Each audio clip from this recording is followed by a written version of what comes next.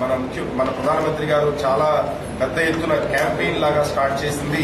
ఇప్పుడు ప్రతి మినిస్ట్రీ కూడా వాళ్ళ ఆర్గనైజేషన్స్ లో ఈ కల్చర్ డెవలప్ చేయడానికి, అలాగే అవేర్నెస్ బిల్డప్ చేయడానికి, క్లీన్లీనెస్ ఇంప్రూవ్ చేయడానికి.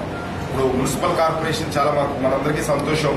మున్సిపల్ కార్పొరేషన్ కంట్రీ లెవెల్లో 3rd పొజిషన్ లో నిలవడం, అలాగే మన railway station Vizag railway station మన టోటల్ ఎంటైర్ కంట్రీలో 1st పొజిషన్ లో ఉండడం అనేది ఒక మైండ్ సెట్, మన ప్రజల యొక్క మైండ్ సెట్ తెలియజేస్తోంది.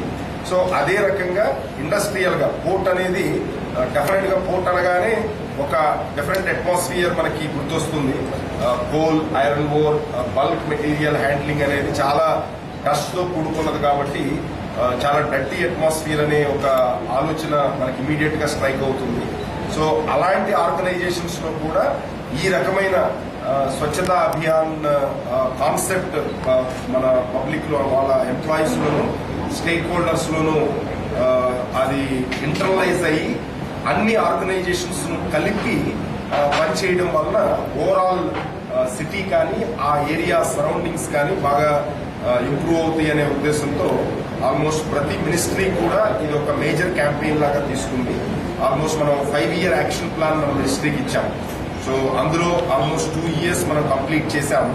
సో అలాగే ఇంకా నెక్స్ట్ 3 years కూడా ఫర్దర్ గా ఏదైతే మనం చేస్తామనుకుంటున్నామో ఆ డీటెయిల్స్ అన్ని కూడా ఎంత స్పెండ్ చేస్తాము అనేది కూడా, ఏ యాక్టివిటీస్ మీద స్పెండ్ చేస్తాము అనే ఎంటైర్ యాక్షన్ ప్లాన్ ఇచ్చాము.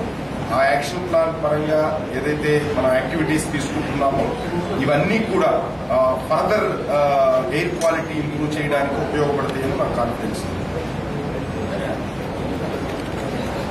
జనరల్ గా ఇప్పుడు మామూలుగా 50% అంటే ఇన్వెస్ట్మెంట్ పాయింట్ ఆఫ్ వ్యూలో టోటల్ గా 5,000 కోట్ల రూపాయల వర్క్స్ టేకప్ చేయడం జరిగింది.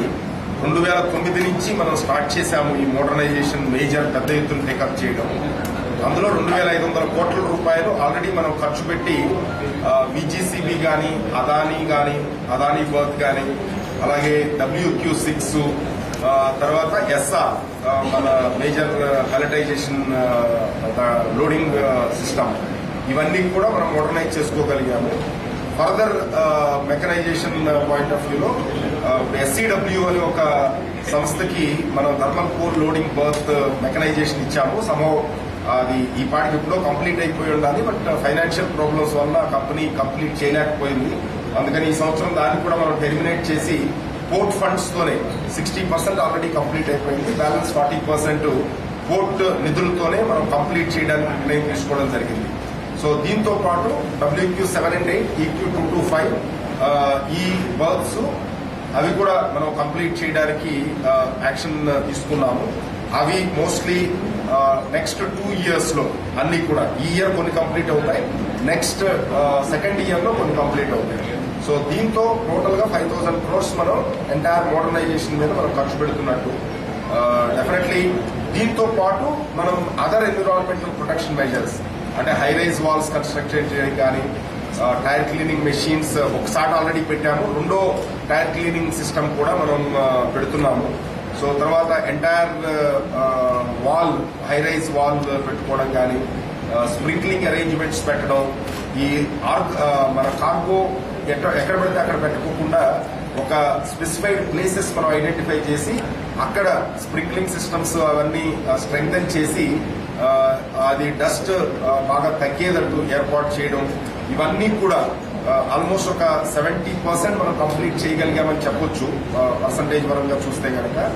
బ్యాలెన్స్ 30% నెక్స్ట్ 1.5-2 years మాక్సిమంలో మనం కంప్లీట్ చేయడానికి కాన్ఫిడెంట్ గా ఉన్నాం.